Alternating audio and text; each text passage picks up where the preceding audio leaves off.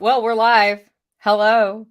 Welcome to Friday at the Homestead. This is a special Friday for me because this weekend I fly down to the Dallas-Fort Worth area and I get to hang out with Jack Spirko at his fall workshop with a whole bunch of, people have it's almost like a family reunion at this point. There'll be people I've never met there, but there'll also be people I've seen year after year since I first started going. That fateful first time that I went down to show people how to do a side hustle by roasting coffee. And then I was like, well, you can do it in a cast iron skillet, but then there's all these other ways, and that's how you do it. Yes, David, I get to see you. Are we going shooting? Tell me we're going shooting. I want to go shooting. Anyway, that's happening this week, and I'm super stoked about it. And I've already packed my bag, and I've already needed something in my bag. So that's a good illumination of things I should have two of if I have to go in there. I do have priorities. Shooting is a priority.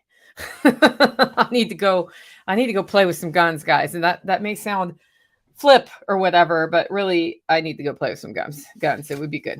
Anyway, that's happening. So this is the last live recording y'all will get until about the 14th of November. And we are going to have episodes throughout the weekend. So the Q&A episode from today's recording will go out on Saturday. I have an interview that goes out on Sunday. And then on Monday, you get the lost episode. That's right. I lost an episode. I found it again. We're going to release the lost episode next week. And then I'll be back the following Monday. I'll probably talk a bit about the workshop, but I'm going to give you an update on my word of the year when I get back from Jack Spirko's, and that word is courage. And boy, has that been a fun one to live with this year. Live with is the right term. I had to face a lot of things this year, but it's been great. Good morning, everybody on the live stream. Okay, so here's how this goes. We're gonna have a break. I'm gonna start the podcast, record the podcast. If you want me to see something for the Q&A, put the first couple words in chat in all caps. And then if you're just chatting among yourselves and I don't see it in all caps, I may or may not notice it's a question or a comment. I'll work them into the podcast if I can. If I can't, then during the Q&A segment, we'll end up, inviting holler neighbors on who want to come on. And then, of course, we will take your questions. I have questions that were entered via email, so it's going to be a fun one today. I have a lot of questions via email. I think it's because we stacked up 2 weeks. And there's been a lot going on the Homestead in the last 2 weeks, especially since I'm getting ready to go. So we're like wrapping up a lot of projects before I get out of town. I have one more project I want to wrap up that I've already mentally given myself permission not to wrap up. And that is that I still haven't planted my garlic because, things keep getting in the way. I prioritized, it's funny. Somebody asked Jack, how do you prioritize things? And he was said, well, anything is going to die, I take care of first. I'm like, yeah, that's the no-kill list. So I've done my no-kill list between now and next week, but it is like, ideally I would get the garlic in before I leave. So Tactical and I are going to consult on that later today in case he has extra time to work on those beds. The beds don't need much. We just need to pull out all the plants from last year, but maybe I should get into that in the Homestead update, huh? Does that sound fun? Okay, once the Homestead update's over, I'll give you another pause and then we'll go into the Q&A section. Again, if you want a question on the show, just put the first couple words in all caps. I also want to remind you, if there's an account that looks like Living Free in Tennessee and has that picture of me from like a decade ago where I look younger, maybe I should update my picture. That's not really me if I'm asking you to go off in private chat or ask you for Bitcoin. That's not going to happen. So just beware that YouTube has people making up them, like cloning us and then trying to scam you. If I need Bitcoin from you, you know me well enough that you know if it's really me, and that is not how I would ever contact you for something of that nature. Okay, let's get into the show, shall we?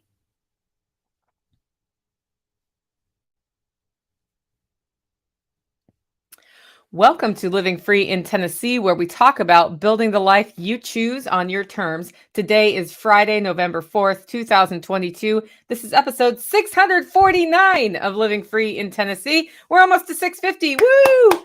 That's going to happen tomorrow. Anyway, today is a Homestead Happenings update, and we have shifted from our more spring and summer list of things to our winter list of things. Today, I'm going to talk a bit about the food forest install. I won't go too deeply into that because I did a whole debrief on that Monday, but it is what's happening on the homestead. So we will definitely work that in. We also have a faux pig birthing. So I'll tell you what the pig did to us. And then we're also going to talk about getting ready for winter, as well as a whole bunch of other stuff. Following that, we will have the Q&A show. For those of you listening to this wondering how to get on a Q&A show and you're not on the live stream, you can email that to me, Nicole@livingfreeintennessee.com, or go over to livingfreeintennessee.com. Click on contact, fill out the form. Those come to me. I have a good set of questions from the listening, not viewing audience this week. Also, I want to thank today's sponsor. The sponsor of the show today is freesteading.com. Freesteading.com is an online community of free thinkers and free speechers.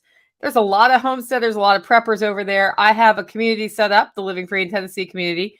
Head on over there, link with us there. It is a developing platform. So there's not a ton of people on it, but the people who are there are actual people. It's also not a ton of scammers on that.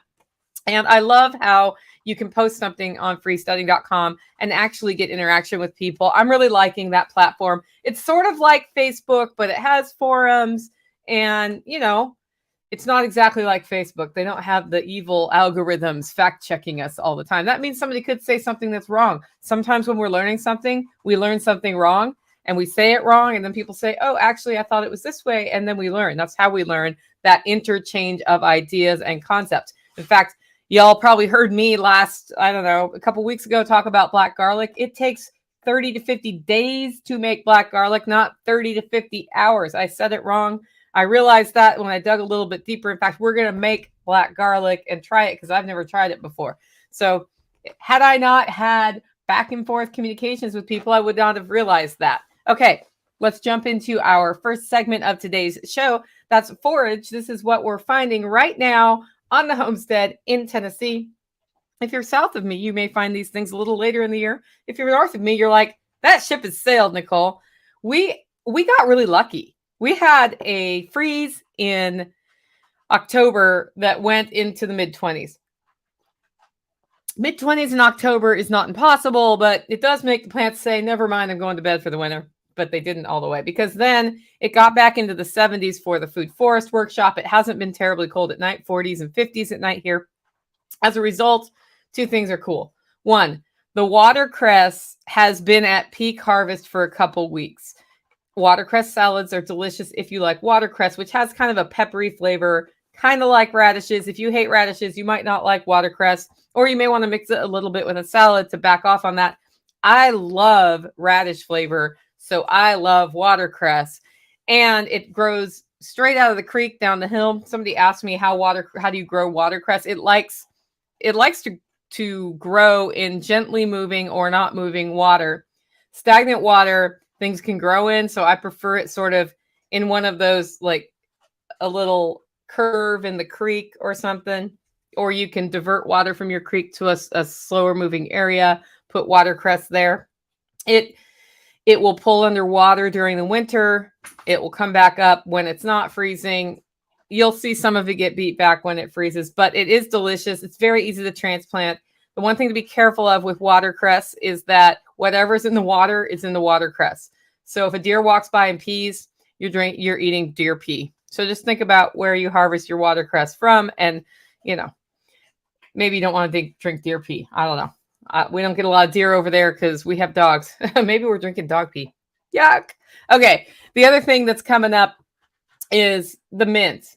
I love peppermint tea. If you were at the workshop that we did, gosh, it was only last weekend. My goodness. That's why I'm tired, man. I've been cleaning up from this workshop all week, and now I'm flying out of town. One evening, it was a little chilly. I didn't want coffee, so I made peppermint tea. I love peppermint tea. It's one of my favorite teas, and I like to mix it sometimes with a little bit of bergamot, which is bee balm, And sometimes I just have it plain. I grew chocolate mint on my hillside garden. I'm looking at my hillside garden for those of you on the video.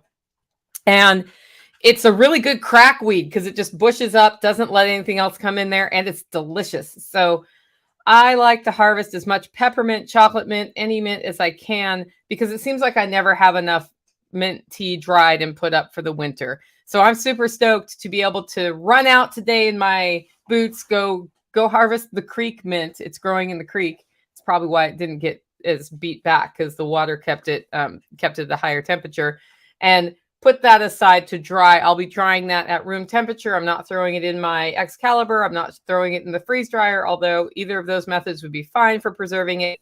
I just lay it out flat so it can't mold on a cookie sheet somewhere where there's airflow in my house.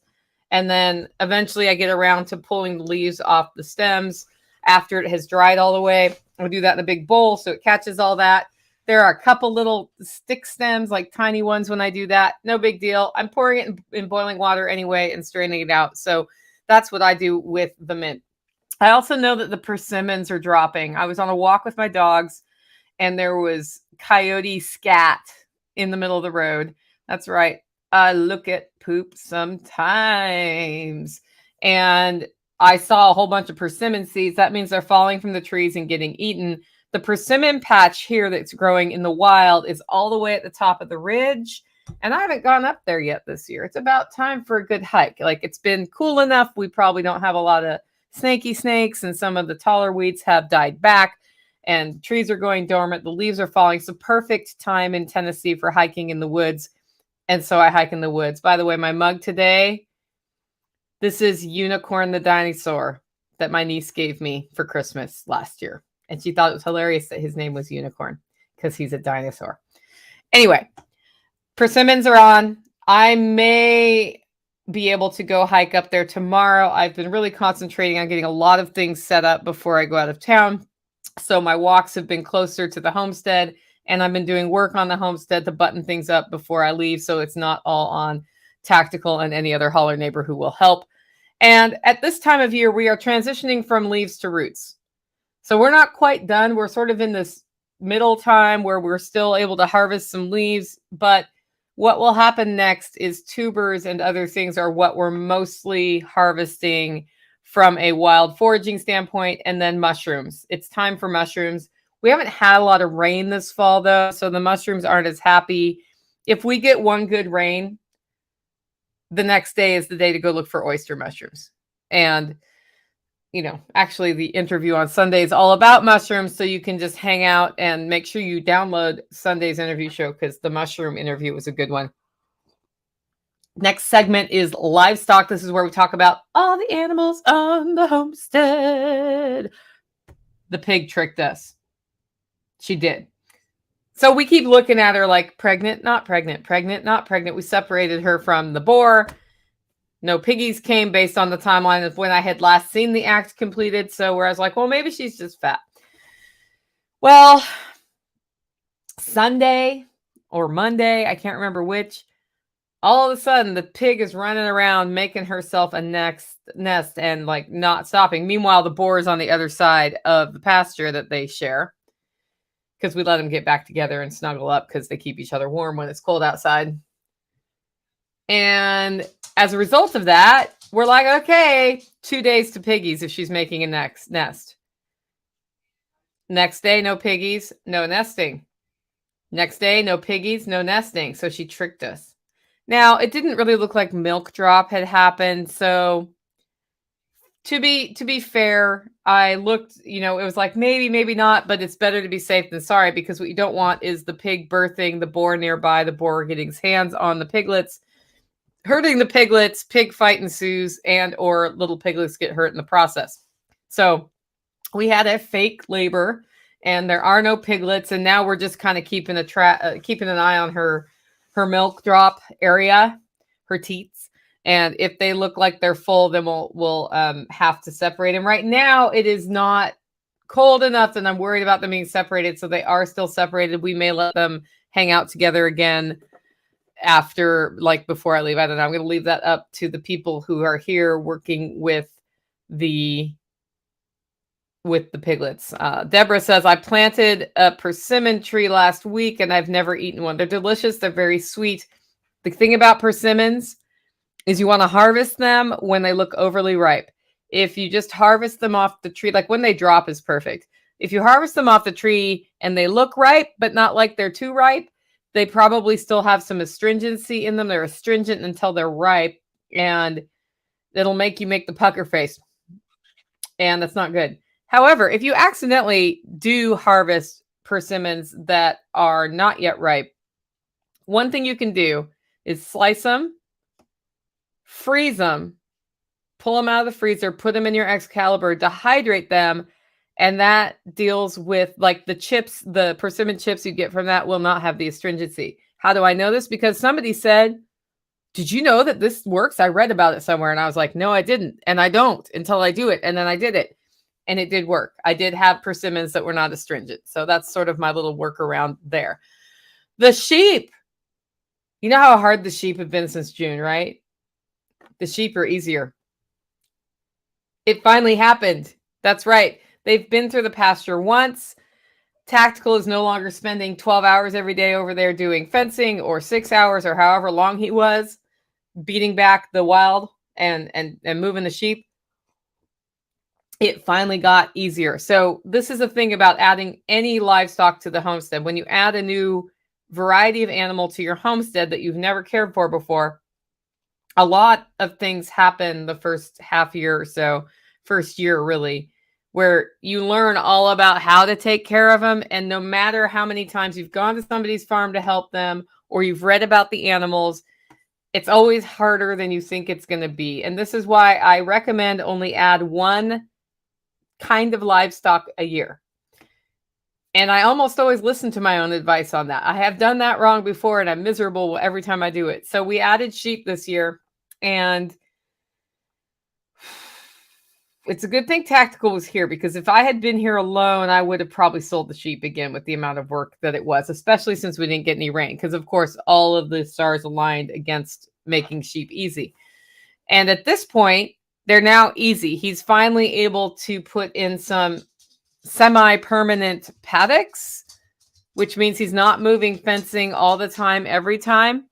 And they're just like, they know us better. We know what they're doing better. It's easier to predict when it's time to move them to a new paddock, because you can look at it and think a third eaten, a third trampled, a third left behind, and now it's time to move them. But at some point, if the sheep decide they're done before you think they're done, they give indications. And if you don't move them when they're giving indications, they will start testing the fence. And when they start testing the fence, sometimes they get through the fence. You just need like one bad day of the electricity not being on, or a sheep that's so motivated to get to what's on the other side that it doesn't care that it gets shocked, and the whole thing's blown. We've had them on three strands of wires, because they've been so fence testy in the last 3 or 4 weeks. And that has worked, right? We had to retrain 2 of them not to try to push the fence. That has worked. He's leaving 3 strands up for a while, and then we will hopefully go back to 2 strands of wire shortly, and that will also make it easier to rotate them. But I'm just, it's really nice when you finally get over that like sheep hump that you can, or whatever, livestock hump. Speaking of which, the 2 LGDs got in a big fight, and I had to fire my gun for the first time without hearing protection, because it wasn't like you're going to run home. Hold on. Let me put my hearing protection on. Okay, blam, blam, blam.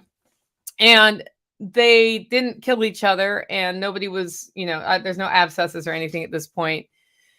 And it was over food. And part of that is we want to free feed them, but the sheep really want the dog food, and everything we've tried to keep the sheep out of the dog food, including building things, as Steve Eversole knows, has not worked. And so what's been happening is that Tactical is feeding them and supervising so the sheep don't get it a couple of times a day.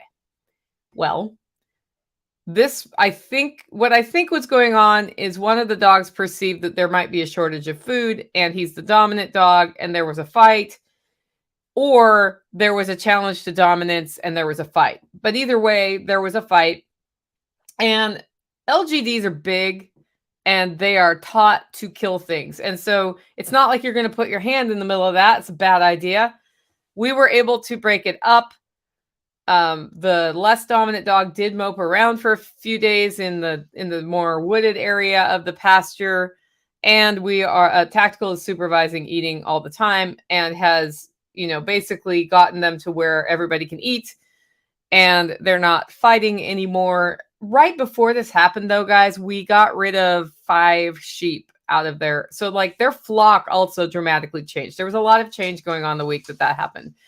And I think some of that has resulted in bored dogs, right? They don't have their whole flock. They're like, what happened? There's change. Food's kind of funky. Boom, fight. And that's something to be aware of when you change things around your animals. Of course, going back to the basics at that point, sit, stay, all of that is what we should have done. A little of that has been done, right? But not enough. And part of that is my scheduling schizophrenia. But the dogs are doing better. They're getting along. We have a long-term plan for being able to free feed them again without getting the sheep getting into the dog food. So I had, Nick Ferguson came out and kind of observed them, and he agreed on which one's dominant. And he's like, yeah, that may have been scarcity of food. It may have been a dominance test because they are of an age where the testing may happen. And then this is what I think you need to do to keep the sheep out of the food. So this is why it's always good to have an outside consultant come in from time to time. The ducks are molting. They're also in jail. The reason they're in jail is that Timothy grass seed is delicious. We are in the infrastructure section. I'll probably mention it again, but we're seeding areas that need to be seeded on the property with a grazing mixture. And part of why it's ripped up is the food forest install.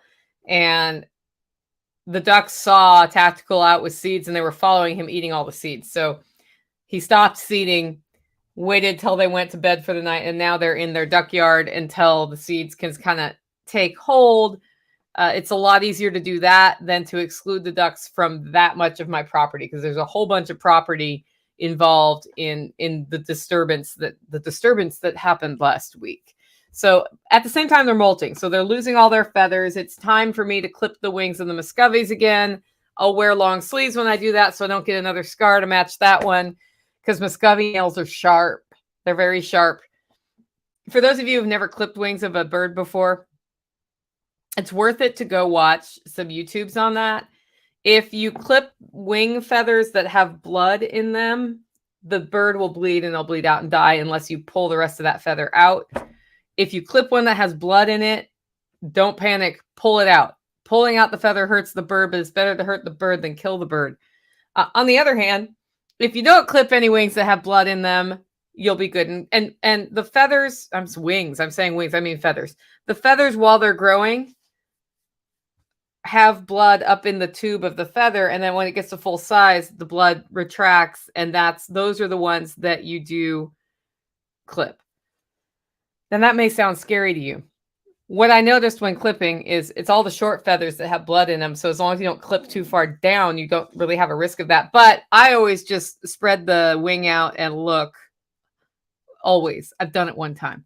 But I spread the wing out and looked, and I'm like, okay, that one has blood in it. That's how tall it is. I will make sure I clip above this. It's actually pretty easy to do. The actual clipping of the wings does not hurt the bird if you do it right. And there are a number of YouTube tutorials on this that make it very clear what you need to do. Very, very clear. So I watched 2, went out, clipped wings, was done. Nobody died. Nobody bled. Well, I bled because I got clawed by a bird. But other than that, that's what happened. I do not clip the wings of my khaki Campbells because they don't really fly, but the Muscovy ducks can fly off, and they just don't know they can right now. And I think they have long enough feathers that they literally can fly off right now. So we'll be catching them soon. It's definitely a 2-person operation for these ducks, and then clip their wings, and that'll be good for another year until they molt again. It's time to start rotating the goats. That is what it is. And I want to give a mention to my rabbits. So as you know, we've had trouble with rabbit fertility here. I have pet rabbits at this point instead of meat rabbits, and I want meat rabbits. Unfortunately, they're not getting pregnant. Now, what you do with a rabbit that doesn't get pregnant is, if the male is a problem, you get rid of the male. If the female is a problem, you get rid of the female. If they're both the problem, you get rid of them. They all become meat. However, I don't have replacement rabbits in at this point. In fact, I do have 2 that are now of age. And there's another thing about rabbits that I like for the homestead, and that is their excrement. That's right, the rabbit poop. The rabbit poop has been a very helpful crop from the rabbits. And when we were putting in the food forest, Nick's like, this is where you usually put some mulch, like some fertile mulch or manure or whatever. But since we don't have that, we'll just, because you don't let the perfect be the enemy of the good, we'll just use the leaf mulch and it'll be good. And I'm like, well, I mean, do you want rabbit poop? Because I got a lot of rabbit poop around. He was like, yeah. So I went down the hill, and we have underneath their cages, we have cement mixing trays from Lowe's, and they're great. I use them as a litter box for my cats too. They're great because litter boxes for cats, when they've been scratching on them, eventually they scratch through them. And then the way you find out about that is there's pee under the box, which is disgusting. Okay. The cement mixing trays are much more heavy duty. I have had one as a litter box for a year now, and I don't have that issue. Hello, John Zemo. Anyway, under the rabbit cages, we have the same thing. And then we have a couple of cement mixing trays that we're not using for anything. And so when one of those starts getting full, I grab it, put a fresh one under it, and then I use the duck poop wherever I think I need manure around the property. Well, we use 2 full trays on the food forest. That's actually sprinkling it less thickly than I usually do, but it all worked out. And that's just adding a little bit more nitrogen to the soil, which is great. And the rabbits are processing, a combination of rabbit pellets and things they eat here. So I feel like that's a really good cycling, and it's very easy to collect the poop. The other thing that we can do with rabbits, of course, is tractor them. Mine are not currently tractored because there is 3/4 of a rabbit tractor built in my workshop. And until it's 100% built, rabbits are not going on grass. And now it's winter, so rabbits are not going on grass. Good morning, DFW. I'll see you in a few days. Rat update. We've had rodent infestations this year of the scale I've never had before. And I think it's because Tigger is 15 years old and he was doing a good job. And my other cat who's doing a good job is Mortimer. He likes to catch the mice and bring them into my house and kill them in the house. And then we play this game the next morning where I'm like, where is the rodent? Yesterday, I woke up and the rodent was neatly laid out by Chestnut's bed, and she was asleep, and the rodent looked like they were like little twinsies, but it was dead. Anyway, that's what's happening there. As far as what we're doing about the rodent infestation in the duck coop, and I don't think this has been done yet, we used to feed the ducks in the duck coop. Ducks need to not be fed in the duck coop because then there's always grains that get dropped, and then that's food for mice and rats. For many years, for 14 years, this has not been an issue. This year, it's an issue. And the other thing is that Tactical has found places where the rodents are getting in, and he's dropped electric fencing in there, so it's electrified. That really slowed down the situation. And then we've been baiting on a cycle to just get rid of them as much as possible. The rats that were in the goat barn are basically done, the mice and rats. And the ones that kept getting into the duck coop slowed down significantly. So I think if we just keep focused on that, it'll be great. We do need to pull everything out of my workshop, look at it, fix stuff, look at ways that rodents are getting in there, block that up before putting things back in. And that's a huge project that may or may not happen this winter. Some part of that is going to be started this winter, because another part of that is get rid of stuff in the workshop, right? And that's what's up with the rats. Next segment is harvest meals. This is what I'm cooking from former harvests that we've had. So this time of year, we as I mentioned on Mondays, pantry update, we have transitioned from adding things to the pantry to taking things out. The only thing we'll be adding to the pantry from here are our meats. So deer, probably not pork because I have a lot of pork, lamb. There may be one more lamb added to the pantry this winter later. It is way better to process animals when it's cold outside than in the middle of summer. So the only time, I mean, I'll do poultry when it's warm, but the only time I'm processing larger animals in the summer, because I'm doing most of it outside, is because I have to, right? Way better is once temperature drops and it's going below freezing at night, you can do it all outside. And that meat is not going above 42 degrees, which is nice, especially if you start early in the morning and you time it just right. And in Tennessee, that could mean anything at all. But because we're using things up, this lends itself to some fun recipes. So this week's recipe comes from our friend Henry, who was once the head ram of the flock. Henry was an asshole. Because Henry was an asshole, he's no longer the head ram of the flock. And this can be a hard thing for people to process emotionally when they hear somebody talk about it. But you get knocked on your butt by a ram enough times, guess what? There's no training it out of him. I actually found out from his former owner what it was. The people who had him before her played with him as a small little lamb by pushing his head, which taught him it was fun to ram humans. And so no matter how many times we put him on his back, every so often he'd get a wild hair. And yeah, Henry teaches us a good life lessons. Don't be an a-hole. Exactly. He would put tactical on his butt sometimes. And it's dangerous to have something with that hard of a head who doesn't understand you don't have a hard head going after you. So he got processed. And we served leg of Henry at the workshop. We served leg of a different one at the workshop too on Saturday night. And it was delicious. It was a little tough. I think that's because he was a little older than we usually would process at, like ideally. So it was a little tough. So he was an a-hole all the way through being served as leg of lamb. So I decided with any of the leftover parts, and there was some leftover parts, I would make lamb stew. And what I did is I took all the bones, all the leftovers, put them in my big roasting oven that I roast turkeys in, added some water, added onions, cooked it on sort of a low 250 to 300, depending, for overnight. And then I turned it off, let it cool, pulled the meat off the bones, put the bones to the side, took the resulting lamb stew base, divided some of it up and froze it because it was a lot. Like the amount of stew I have from just the little bit that I turned into a stew, still a lot. Like I might have to freeze the finished stew. And then I took another onion, cut it up. I added some green beans that I had canned. I added squash, and then I seasoned it with curry, salt, pepper, garlic, and I had 4 counter-ripe tomatoes. Put that all into a pot and simmered it for about 45 minutes to an hour. Salted, I probably already said salt. Salted it to taste.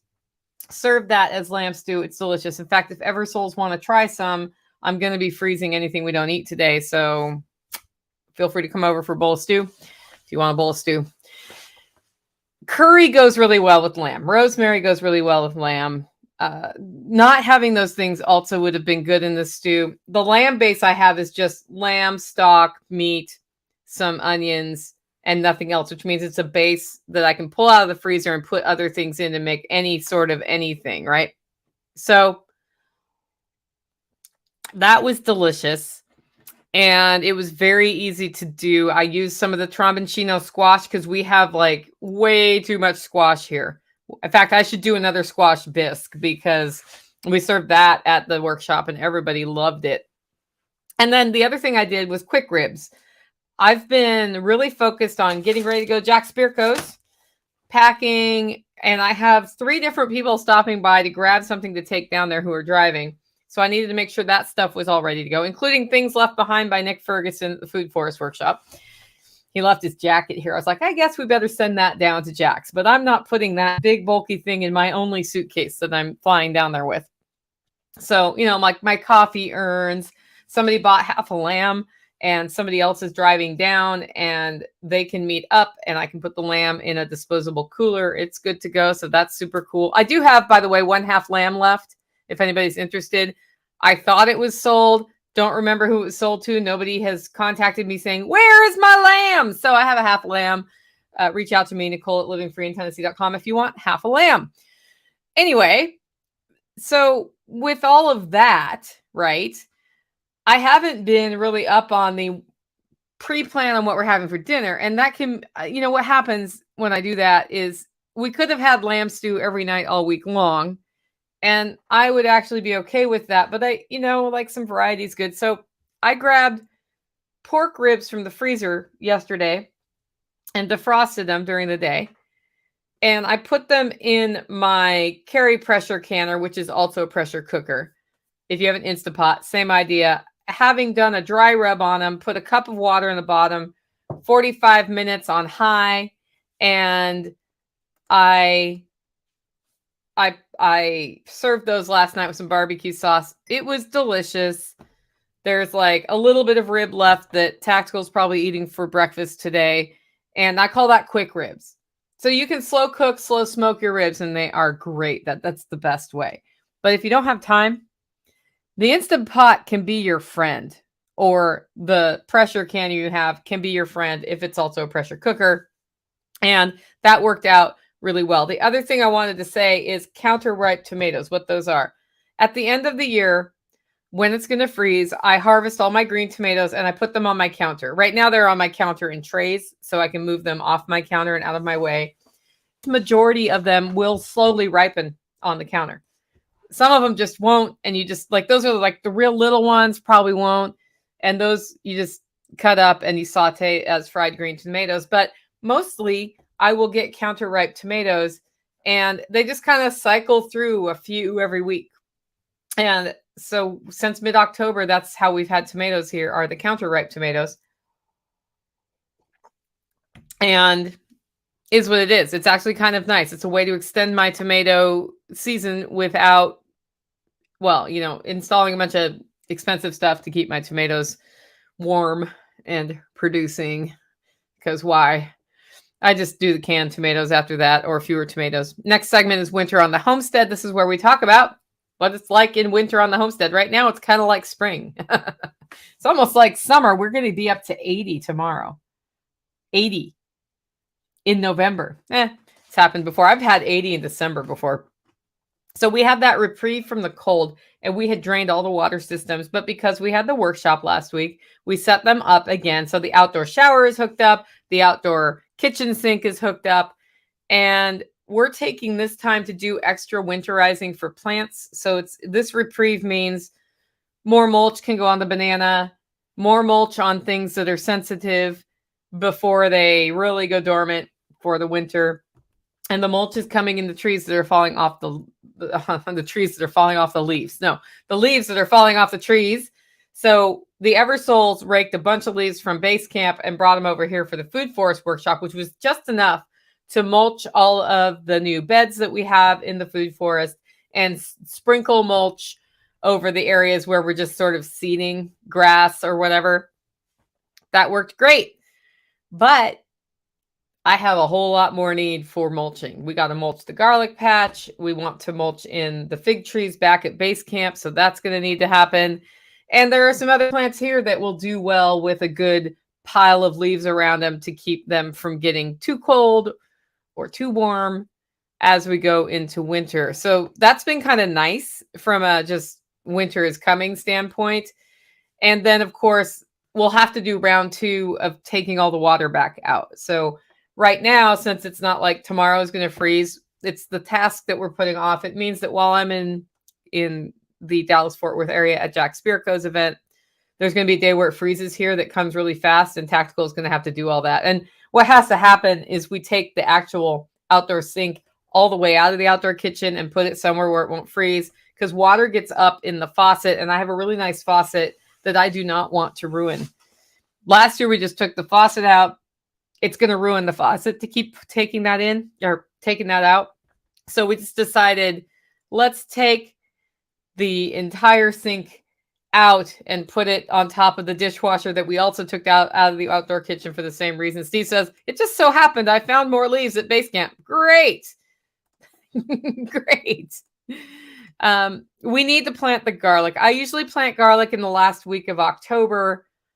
That didn't happen with the food forest workshop timing. This is why I don't do fall workshops. Like my next one, the plan is when I turn 60, we're doing another fall workshop. That's a decade from now. Hopefully nothing else before then, unless something really weird comes up. I'm kind of staying away from the fall workshop thing. But it is time to plant the garlic. And it's the one thing that I have emotionally processed that I may not get it done before I leave. I may do it the week I get back. It's very easy. I just need to clean out the squash rows that we had in the upper garden, rough up the dirt with my garden fork a little bit so that I can plant in that, and then plant the garlic, and then put rabbit poop on it. I have one tray left. And then on top of that, put 6 to 8 inches of leaves from the property, and then it's fine for the winter. That's what needs to happen. But all of that takes time outside. And right now, I'm doing some things to get ready for my presentation at Jack's, as well as the presentation I'm giving on pantries, developing a deep pantry for the Live Free Academy on November 19th. That workshop for Live Free Academy is 4 or 5 hours. I have a guest presenter in Survivor Punk's going to come talk about storage of food in small spaces because he lives in a tiny home with a wife and children and is still a prepper. I think that'll be a good presentation.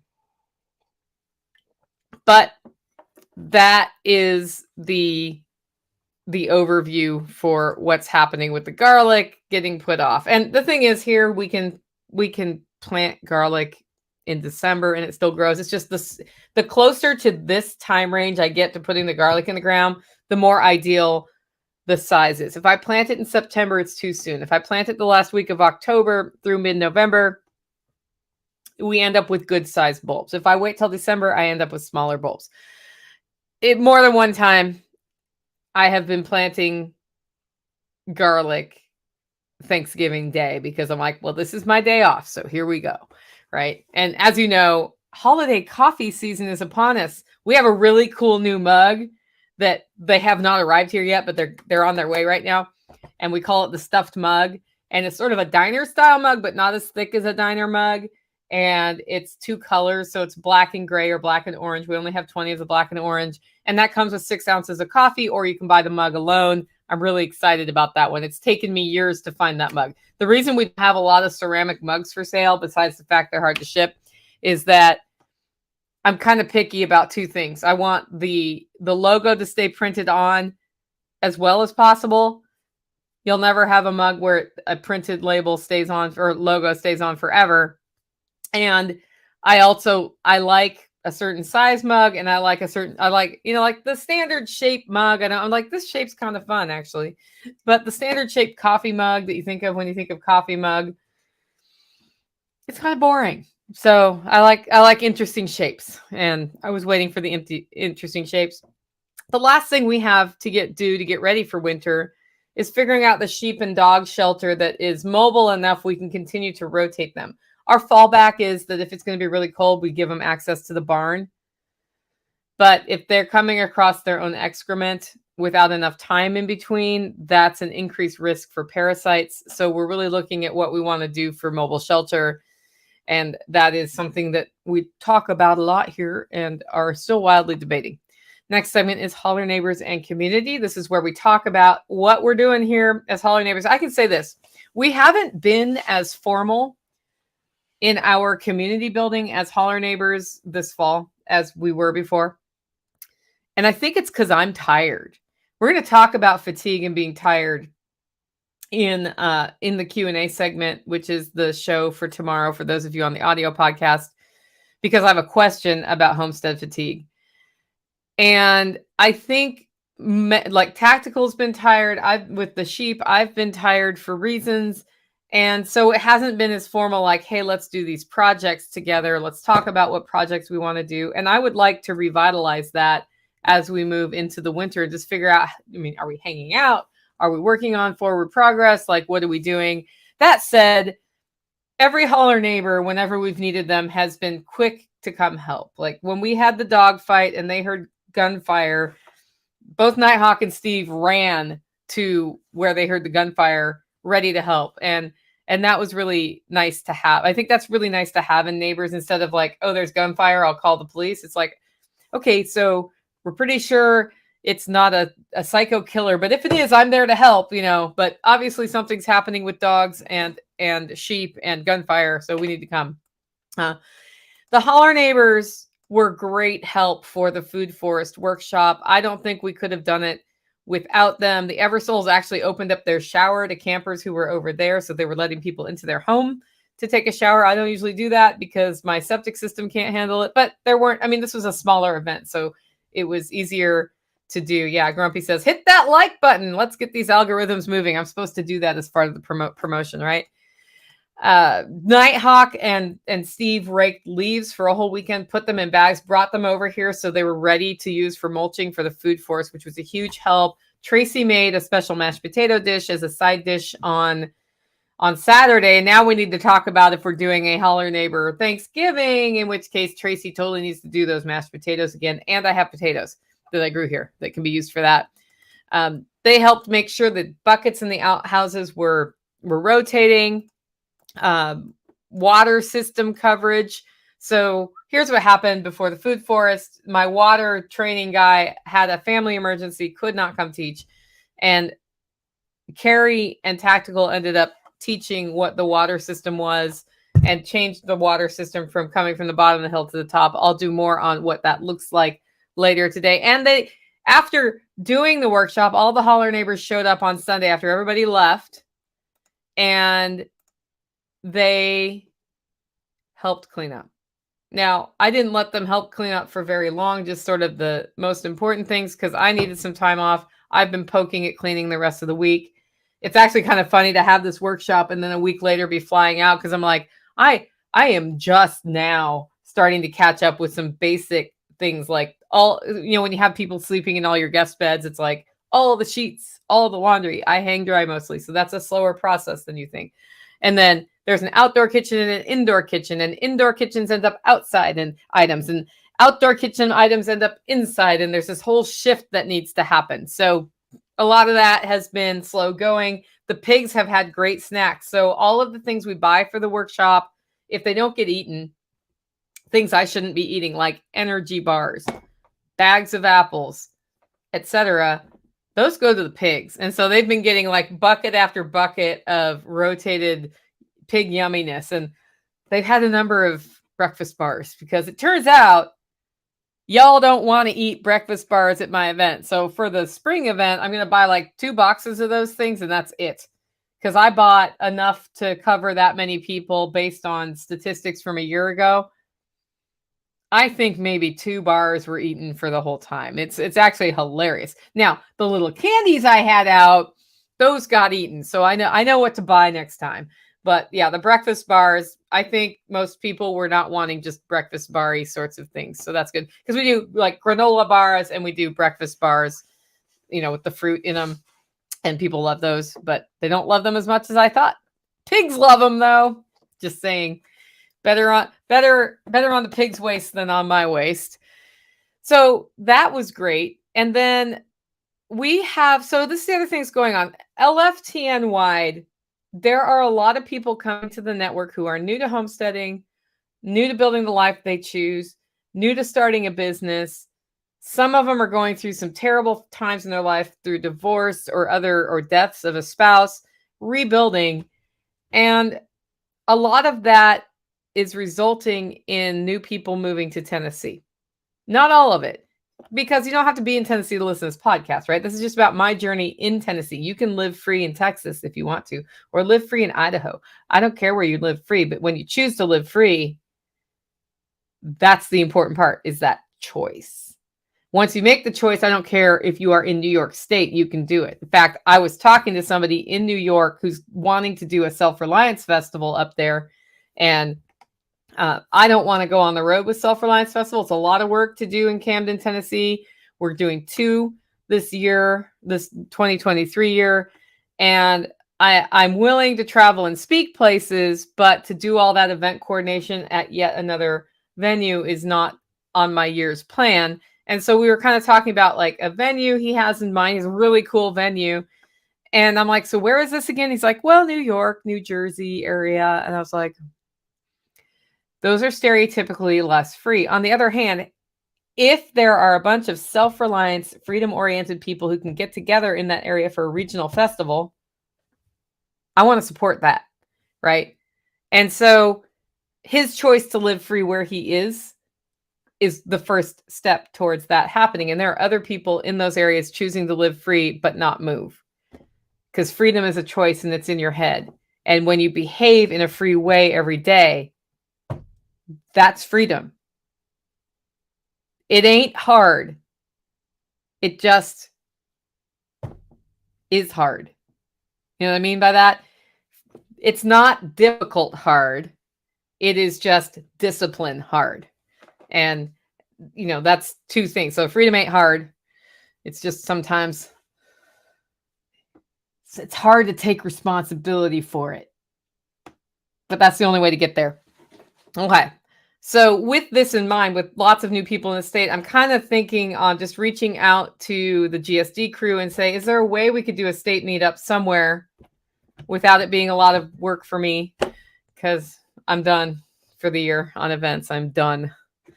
And we'll see. Because it would be kind of fun to have another meetup that's just statewide where all these new people can kind of interact with people. And I understand that it's a very long state. And I actually don't care if people come from Kentucky and wherever nearby, but I think it'd be good to get together and do a potluck or something somewhere. So just throwing that out there in case somebody feels in their heart, they're like, you know what, I want to coordinate that. And actually you could use Taj Mahaler as long as I'm not doing all that setup stuff. So just let me know. I think it'd be fun to get to know some of these new faces. Next segment is infrastructure. This is where we talk about the things we're building on the farm. Yeah, Grumpy Apron says the R word. It's key. Yeah, responsibility. Responsibility is a big piece of courage, by the way. We'll do the courage update another time, though. So the food forest is the biggest thing. That was a huge install. If I had done it with Nick and Holler Neighbors, it would have taken us one day. It would have been a hard day. And because we did a class, it took us 2 days because there was the teaching and the showing and then the doing. But boy, by the time everybody knew what they were doing, it took 2 hours to put it in. Like, not the earthworks were separate, but it took 2 hours to do the planting. And that was impressive. That was like, yeah, 12 people can knock this out in 2 hours. Now, what do we do with this information? I would posit that if other people want to do food forests and the food forest class people wanted to come together and help them, there should be a way to make this mutually beneficial and get everything planted in like 2 hours. Or do a class and take 2 days to do that, right?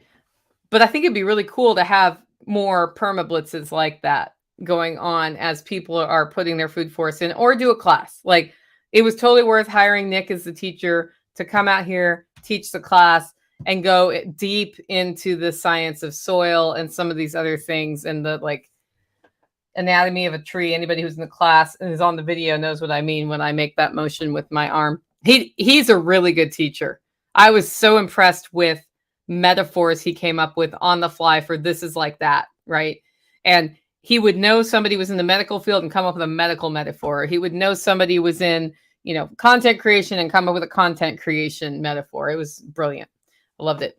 And then Tactical also added to my rock wall garden. So while the heavy equipment was here and before we needed it for the micro swales that we put in, he was moving rocks to stack up my back wall taller. And he said his goal is to get it as tall as the back of my property, which is pretty tall. I think he's thinking of building up there to bring it more level. And Tactical, if you're listening to this, I guess I haven't sent you the link, but I will forward it to you via email. And Steve, I've also forwarded it to you via email. We're getting close to the end and we're going to go into the Q&A part of the show.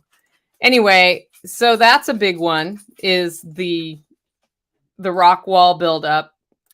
we've been reseeding, and I talked about this earlier. So everywhere where there's a patch, we're reseeding with Timothy, annual rye, and I think buckwheat right now. So just a combination. So the annual rye germinates faster than the Timothy grass, but then it gives it cover for the Timothy grass to come up. And the sheep really thrive on the Timothy grass. So that is what we're doing in all the bare patches that were created by having, a large piece of equipment on tracks. We reshape some stuff that disturbed the earth. And then there are other places in the property where there's just bare spots due to part of the natural cycle of grazing the property. Tactical is setting up permanent paddocks, and he's testing something called a pigtail post. I don't know what that is, but he said it's metal, not plastic. It's easier to put in than the T-posts that we put in. It's probably the one that's metal and has a little shape at the bottom to help you put that in the ground. And because of that, what he's doing, because we don't own the pasture that where we're running the males right now, so we could put in some permanent paddock fencing here, but putting it there doesn't make sense because we could be given 60 days notice that we can't use that anymore. If that happens, then we'd have to pull all the fencing that we have in. Right now, with the temporary fencing, that's easy. But he's looking for sort of a middle ground, so he'll be testing those and let us know how that works. And then the water redo update. So we took the water from the bottom of the hill that pumps up, and we're now pumping it up to a storage tank above my house so it gravity feeds to the house. We do add pressure to this because the drop is not enough to just naturally pressurize it. And what this does is it allows me two things. One, over time, I can put a solar pump that sort of slowly pumps to that storage tank to the top, but still have enough volume coming out of the storage tank that I have normal water for laundry or whatever, right? Because laundry uses a lot of water here.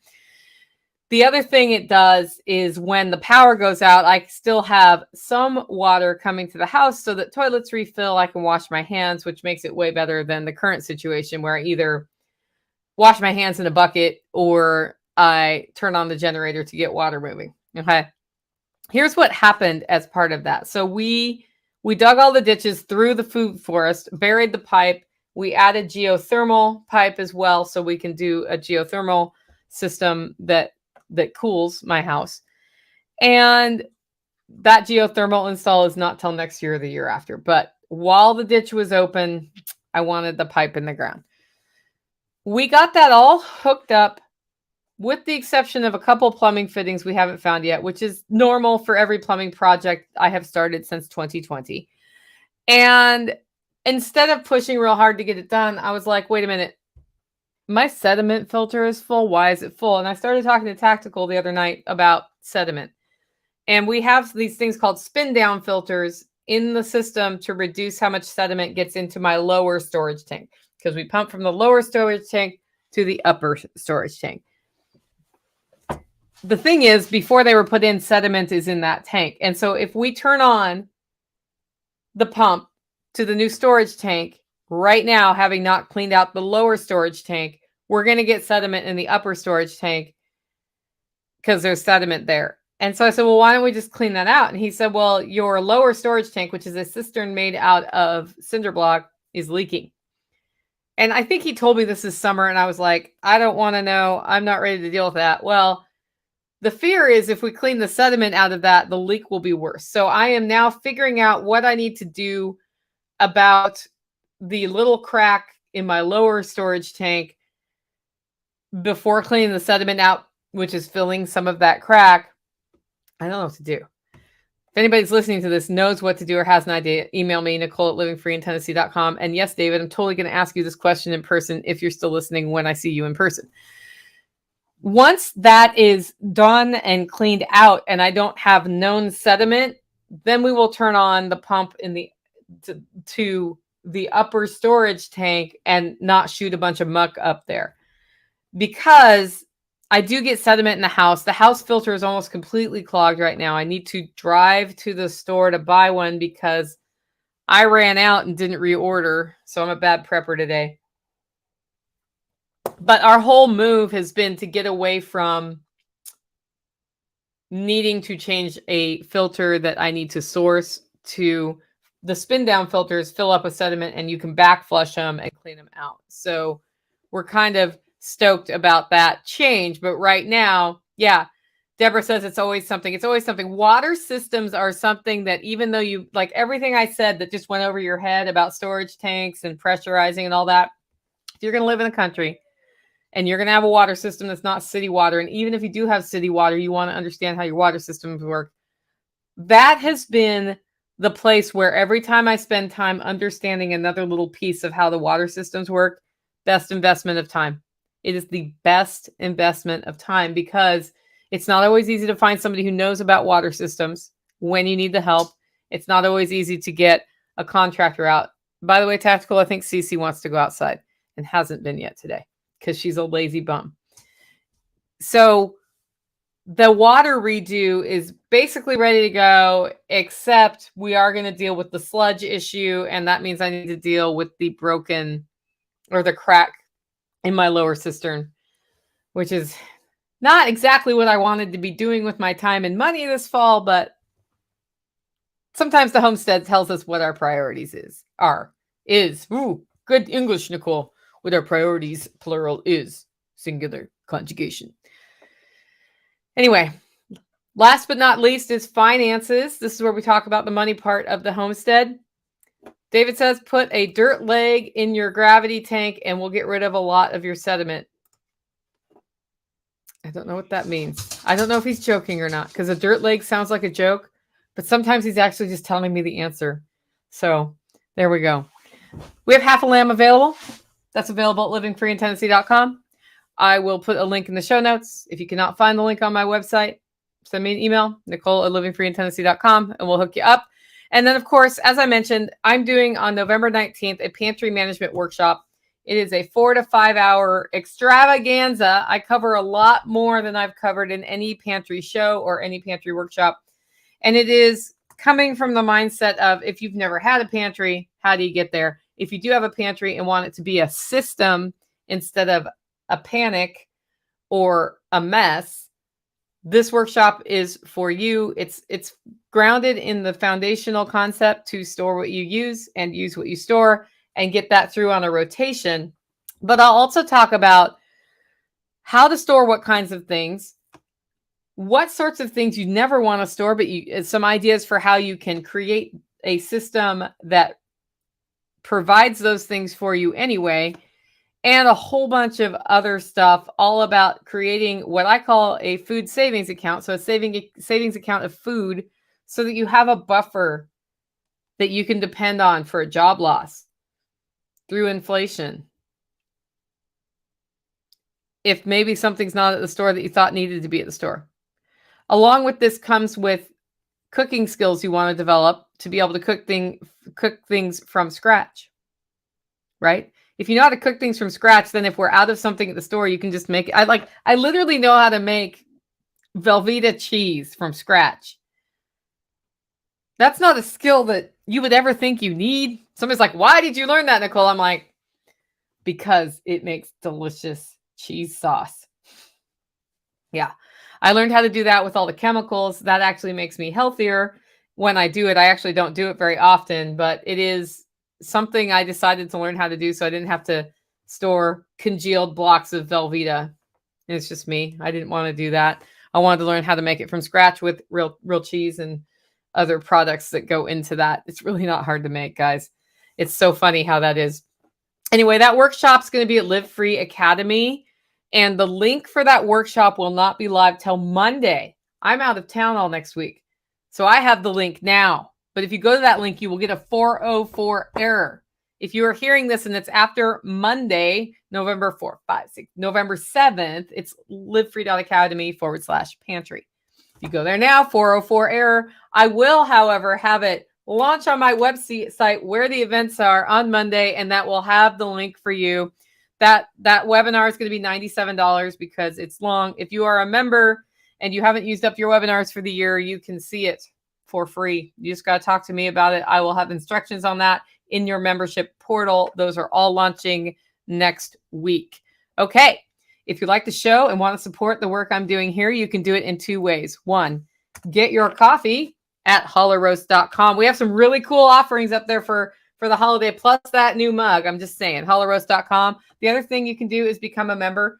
That's over at livingfreeintennessee.com. Just click on membership to find out more. Membership benefits are going to change next year. Those of you who are already members, you're going to be involved in choosing what that looks like. I'll be sending a survey out. And those of you who are not a member yet and don't become a member till next year, the program's going to change. It is just time for that. With that, guys, go out, make it a great week.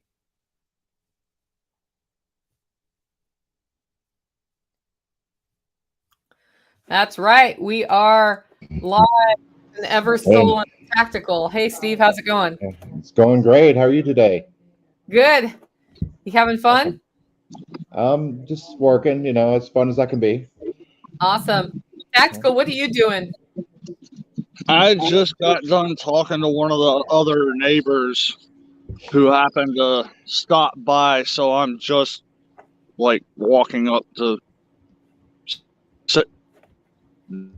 He's on the edge of the internet and he's matrixing out. So yeah. At some point the rest of that message is coming through. I am going to mute him because it's going to be weird when it comes through, and then he'll hear this hopefully when he gets access to the internet again, and we can. Oh, he's up under Taj Mahal now. Mm-hmm. So, okay. Oh, there he is. So, what'd you talk to that other neighbor about? I can't unmute your mic. You have to unmute your mic. He was just stopping by to check on his place. He let us run the sheep through there a couple of weeks ago, so we actually doubled the lockup on his gate so that I can unlock the gate and take the lawnmower up there. Which Smart. Lawnmower actually has a dead battery right now, apparently. So after this, I'm going to get the motor jumped off and go run the mower through his place real quick, which will take me less than 5 minutes. Awesome. Was he happy with the work the sheep did? I think so. Great. Okay, I've got what? They went up and they were looking at all their hunting plots and said they could see the sign that deer were up there. So yeah, there's a lot of deer around this year. So I've got questions that were emailed in. I have questions that y'all put during the Homestead Happenings update that I've starred. Gonna go through those once at a time. If you want to get another question in, just remember, all caps, like News That Doesn't Suck did right here. So how do you measure the ROI on LGDs? Like this many sheep harvested and pups pay for themselves. There are 2 ways to do this, News That Doesn't Suck. One way is calculate how much money you make from the meat you get on an annual basis and how much it costs to care for the animals, and that's your ROI. How I'm calculating it is a little bit more practical, and it's not the best way from a financial decision point of view. And that is this. If I don't have the LGDs, I'm not going to have sheep. So if I want to have sheep, I have to have the LGDs. Therefore, their price is in to the total expense side of the spreadsheet, which helps me understand how much I need to make when I sell lamb as meat, or, how much I'm paying for the lamb meat when I buy it. We actually buy the lamb meat we use from the corporation, just to make that very clean. Not everybody does that. If you're just doing sort of one old big farm dump, I see them as a necessary expense. And over time, so far they're working out. Their food isn't as expensive as I thought it was going to be. We're going to be moving them to a more raw diet anyway. And so the way to save money on the LGDs is to reduce the food, like produce the food for the LGDs as part of your everyday system. And that means I need rabbits that reproduce. So that's where we're at with that for the ROI. But if you really wanted to know the ROI, you would figure out how many pounds of meat you produce every year and how much the LGDs cost from a food and medical care standpoint. And if you had to buy them, their actual cost, and see, does that all pencil out? It's just part of the expense column of the sheet. Anybody else have any other thoughts on that? Yep. Yes.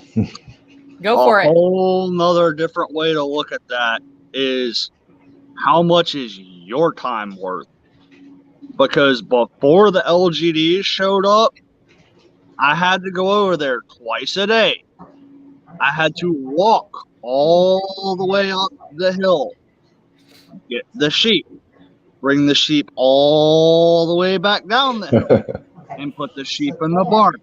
The next morning, I had to go get the sheep out of the barn, walk them all the way up the hill, and then walk all the way back down the hill.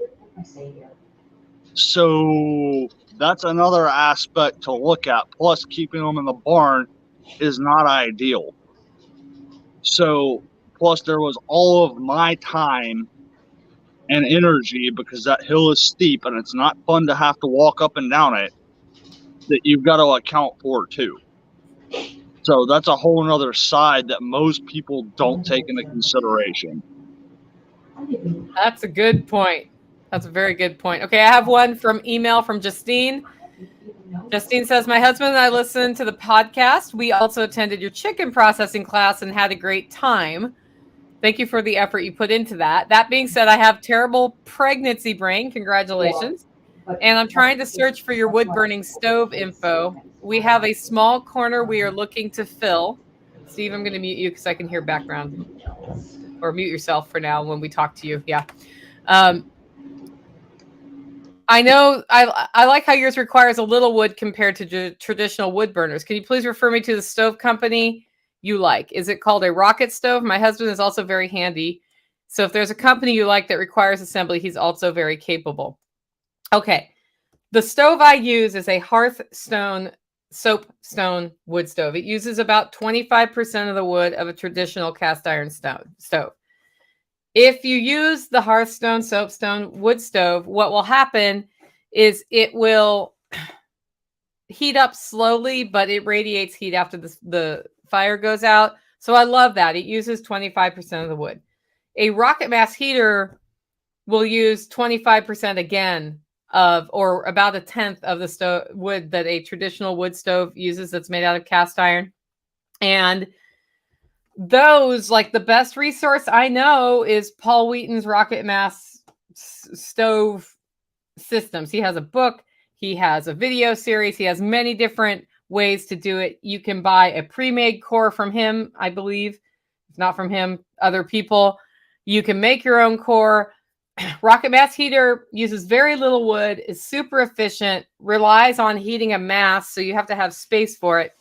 And then that mass radiates for sometimes days, depending on what you build. So if you're going to go down the Rocket Mass rabbit trail, I would invest the time getting to know a lot about Rocket Mass heaters before you decide to build one. Maybe go look at somebody who has one so you can see what they look like. Masonry stoves use the same kind of technology that Rocket Mass heaters do. It's a very hot fire for a short amount of time. You capture all that heat by having the exhaust go through a series of channels through a mass of something. It could be stone, it could be cob based, it could be gravel, it could be any number of things that sand, I think, would do it. Lots of way to have a mass. So it just depends how much time and space you want to allocate to it. If I do a major remodel on my house, I probably will build in a Rocket Mass heater here somewhere, and I'll probably also have a wood stove because of how our seasons in Tennessee are. I don't necessarily want to heat up the house for days on end if we're going to have 2 cold nights and then a lot of warm after that, because then I would have to because it'd be too warm. And so my soapstone heater is great for this. However, the 6 weeks in the winter to 12 weeks in the winter when we're just staying cold, a Rocket Mass heater would be delightful. So I'm probably going to do some sort of hybrid thing. I don't know what that looks like. I love my Hearthstone soapstone stove.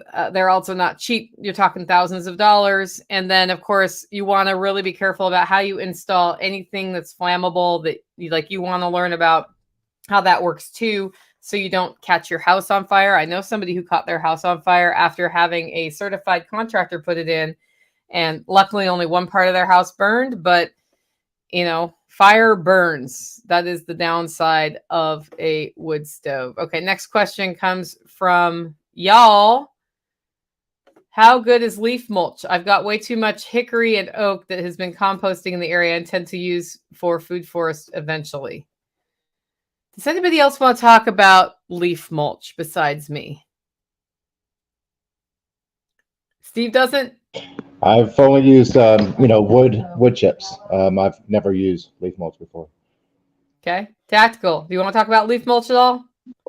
Or is this all me? Go look at the forest. The forest has been using leaf mulch since before humans existed. Okay. That was the very succinct redneck version. I love leech mulch. Today, Nicole Sauce is tongue-tied. I love leaf mulch. I use it without regard to what kinds of leaves they are all the time. Have never had issues with it. That said, there are some who say if you use leaf mulch from things like walnuts or other things that will inhibit growth, you may end up importing a problem where things don't germinate. So maybe do think about where the leaves come from. That has never been an issue for me. But I see how it could be an issue if you only had a big patch of black walnuts, right? And you used all these black walnut leaves. But leaf mulch is fantastic. If you grind it up, it'll break down faster and the water can find channels through the leaves, which is a little bit better than whole leaves. Whole leaves will block water like a piece of plastic if they're not broken up. When I'm doing something like putting it on my garlic bed, that is not a problem. When I'm trying to germinate seeds for the grass, that could be a problem. But the leaf mulch falls from the trees and feeds the fungal layer and acts as mulch and is a great way to protect the roots of your trees or your sensitive plants, as well as help encourage your soil to get stronger and stronger and stronger. So I never give up my leaves if I can. I can't believe Steve gave me all his leaves. I have no trees here. You have all sorts of trees there. But it's something like there was a big debate online the other day about leaving leaves on your lawn. And somebody said you can't do that because they will poison your lawn. They will not poison your lawn. If it's very thick, they may block out the grass growth. So you want to think about that. But those leaves are adding back to the soil some things the trees took out of the soil. So it's part of the natural cycle to let that have. And we've got A. Rapier here says, only issue I've had with leaf mulch was when it was mixed with grass and weeds. If it's mixed with grass and weeds, you will get more grass and weeds because the seeds are in it. I actually have some leaf mulch that is mixed with grass up here that I kind of prioritized using in an area where we're reseeding anyway, because I just reseeded it with that. That is true. Okay, next question comes from Willie. Tips for using Fiverr. I heard you and Toolman Tim talking about using Fiverr for your operations. Could you do an episode on using sites like this for different things to start and run a business? Thanks for the show. Anybody have tips on using Fiverr? Have you used Fiverr, Steve? I have not. I've only heard about it from you, actually. Okay. Tactical, have you used Fiverr? I've heard of it. It's on the internet. Okay. I've actually never used Fiverr. Tim uses Fiverr. What Fiverr is a network of people with talents like graphic design who you can hire to make your logo. What I use is Logo Tournament because I'm older than Tim. So logotournament.com, you can offer a reward and you have a bunch of different designers competing with designs for a logo. In order to be ready for that, you need to be able to describe what your brand core is, maybe give some examples of colors you like and sort of some imagery concepts, and then be ready to give feedback. I've gotten some of the best logo designs ever off of logotournament.com versus paying a branding company $1,500 for a logo. Fiverr gives you access to people with graphic design skills. I don't know if they have other skills because, again, I've never used it. And if I didn't already have a network of designers I work with, I would have no hesitation going out to Fiverr and giving somebody a test. So I think it's important to look at tools like that, and set it up in a way, this is just general information, set it up in a way where you do, okay, this is a small project. How did I like it? If I don't like it, try somebody else. Like, realize it's the same as working with any outsourced resource. You need to give tests and not just hand a whole bunch of stuff off without testing if it's a good fit.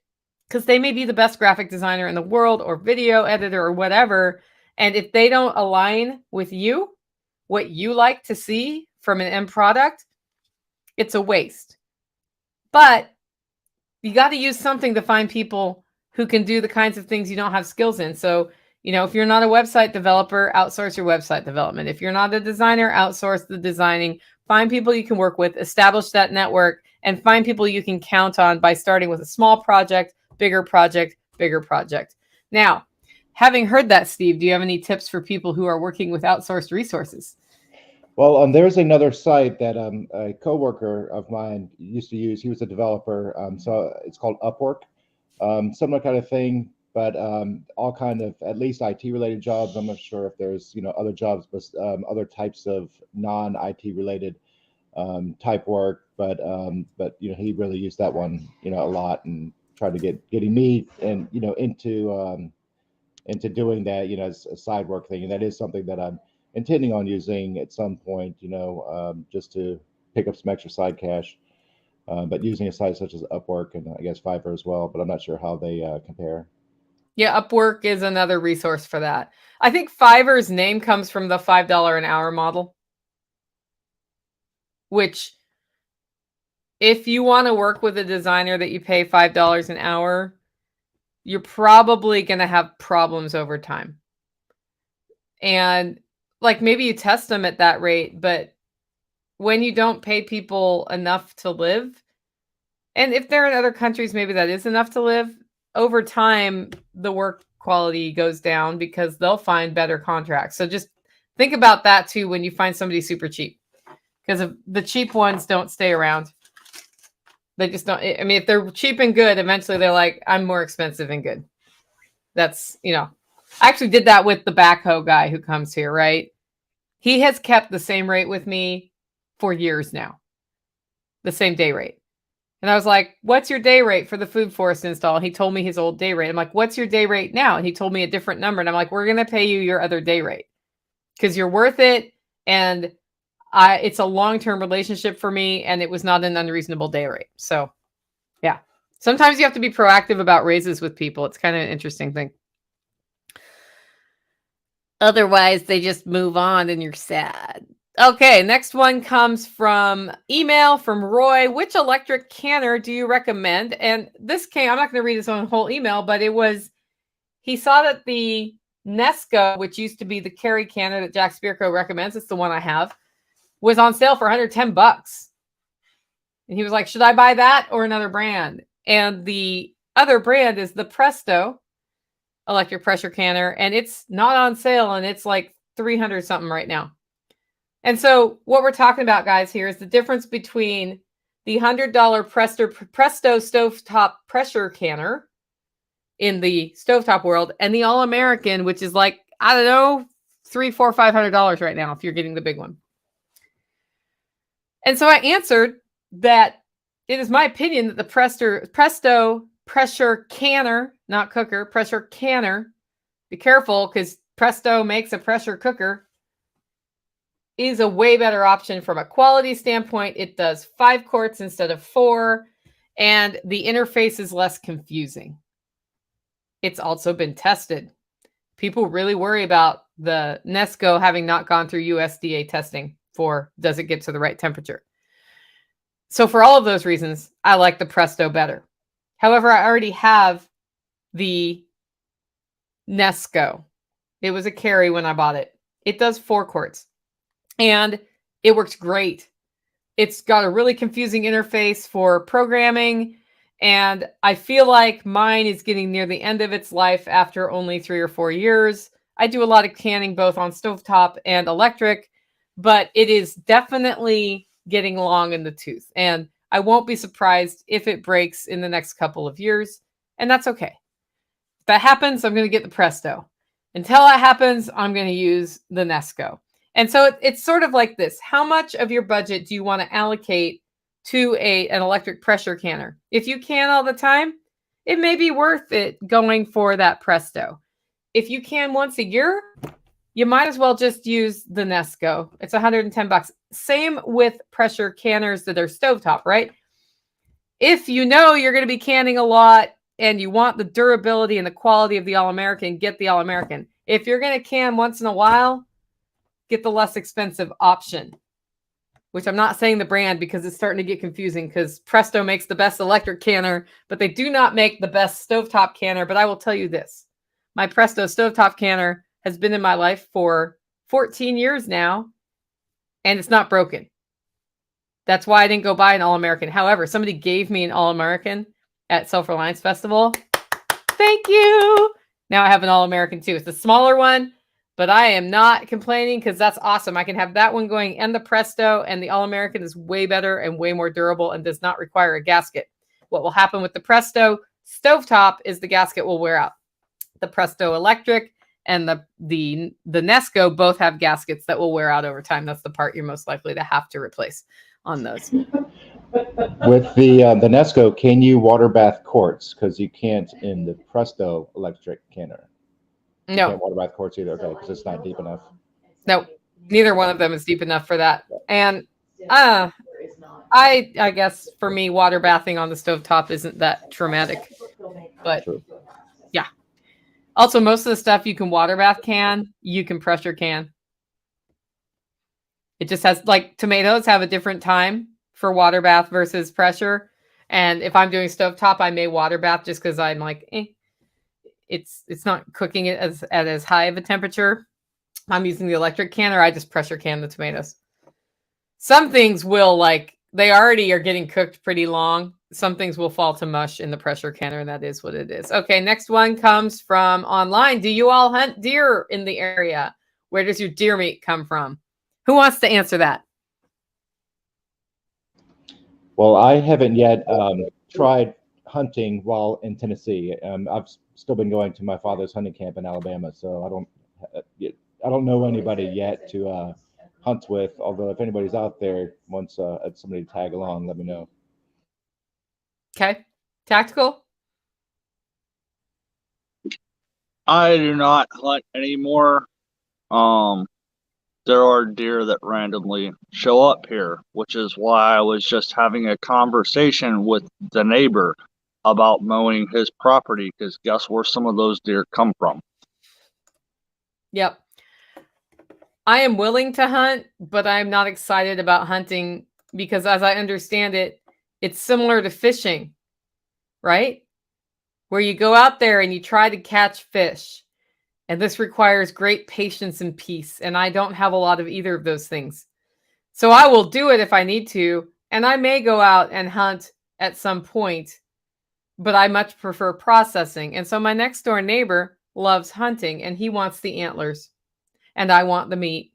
And so what we've worked out is he gives me the meat and he gets the antlers and some electricity from my property in his hunting cabin. That's the neighbor Tactical was just talking to. The other thing I've worked out is other people who love hunting can go hunting and throw deer in my outdoor fridge and I will process them and keep some of the meat. And they get some of the meat. So the venison that we eat here comes from the area directly around us. If my hunting contacts go away, then I'm going to have to hunt, or Nighthawk's going to have to hunt, or Steve is going to have to hunt, right? Steve might hunt this year anyway. You're welcome to hunt on my property if you can find any deer there. But there actually might be some over by you on the property there. So, and then Tactical, just at some point we'll do a show about why Tactical doesn't hunt anymore. He'll definitely help you quarter it once it's done. And we do have chronic wasting disease in Tennessee now. That's the next follow-on question that most people have. And so last year, a lot of the deer in the area I noticed just died of natural causes. I don't know if it was CWD or not, but we didn't get any deer from here. We got deer from other parts of the state. So they are recommending that we test the deer for CWD if we get any. Okay, next question comes from the email from Christian. I just recently did my first pressure canning and I have two concerns. Searching online about this gives me all sorts of conflicting information. Short version: leaking during pressure canning, is that still good? 2, canned food lost in a hot car, lost a seal in a hot car. So the first question he had was he pressure canned some stuff. And even though his headspace was correct, some of the internal parts of the jar boiled out, but the lid's still sealed. And the question is that still good? And the answer is yes, as long as the jar lid has sealed. Sometimes soups and stews and stocks in particular will boil out. If you don't get your head space just right on your jar, it's more likely that will happen because the headroom is intended for giving expansion of the liquid space. But sometimes things boil over anyway. As it was under vacuum when it came out of the canner, it boiled out. A way to reduce this happening is to let the jars cool in the canner and not expose them to cool air as quickly. Because what'll happen is it's under pressure in the jar, it's under vacuum in the jar, and so it's boiling at a lower temperature. And when it boils, sometimes just the violence of the boiling makes it come out of that jar lid. Okay, so I like to let mine cool in the canner as much as possible.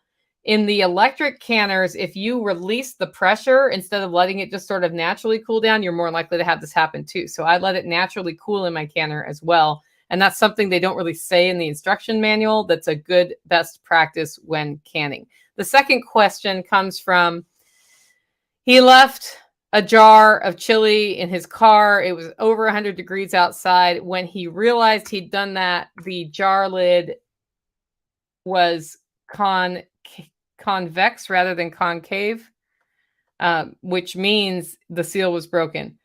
This also means that you were traveling with your jar with the lid on and a ring holding it on. Otherwise, that lid would have just popped off. Why do I bring this up? I consider it a best practice for canning to not store your jars with the rings on them.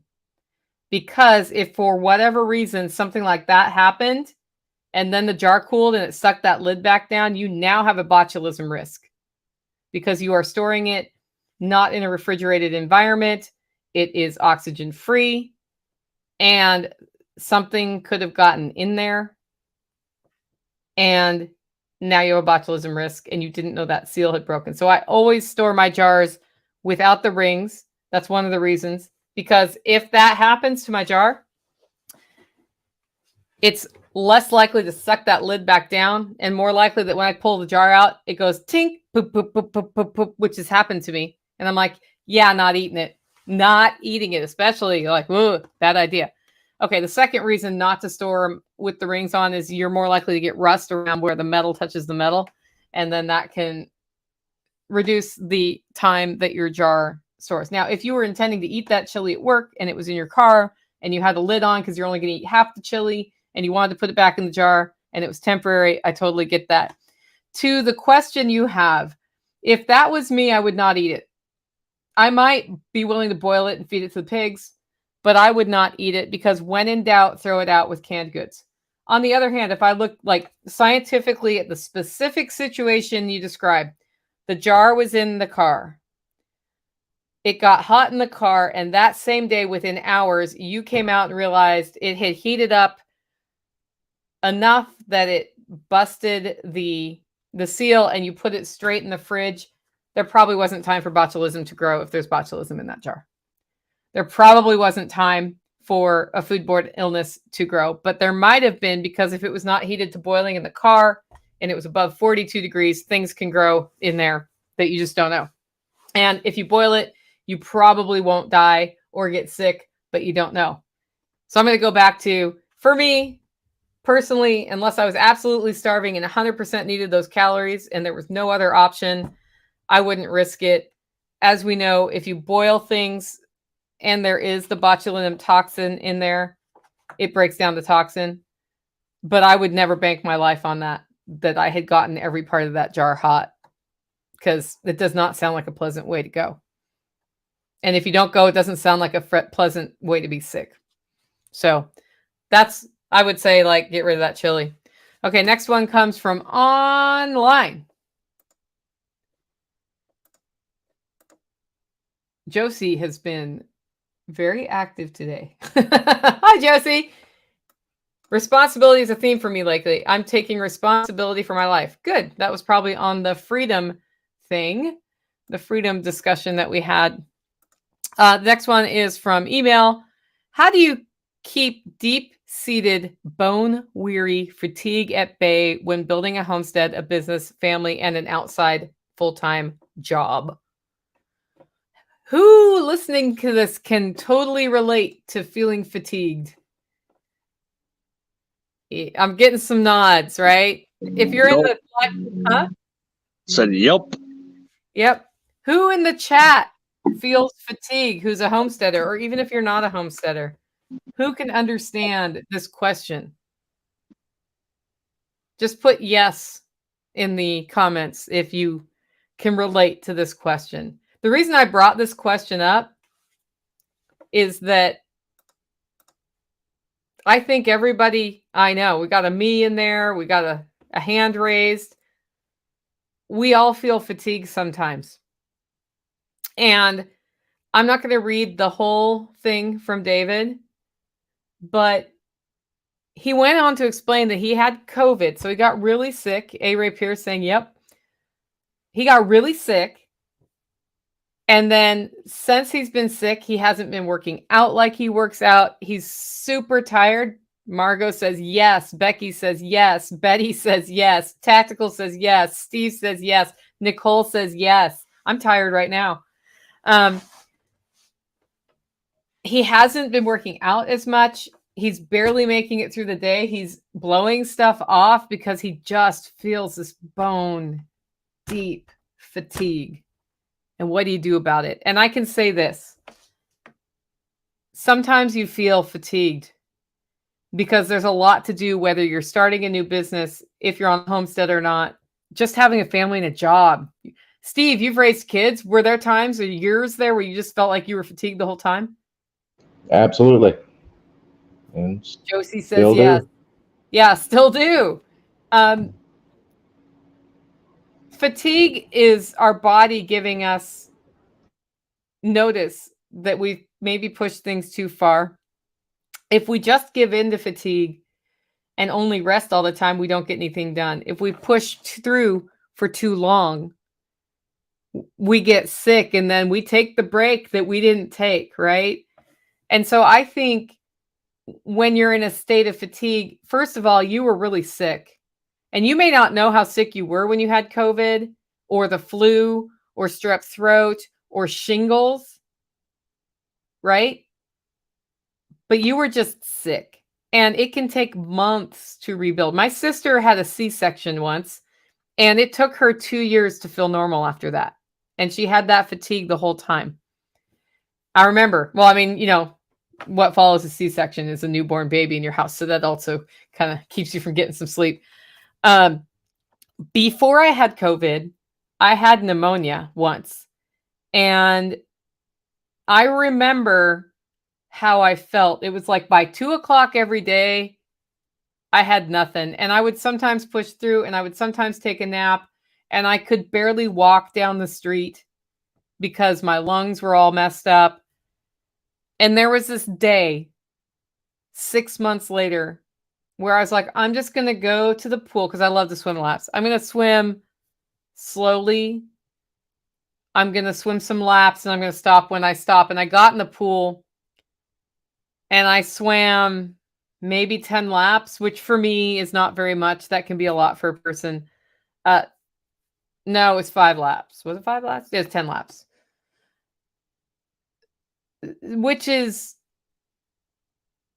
again, for me, not very much, could be a lot.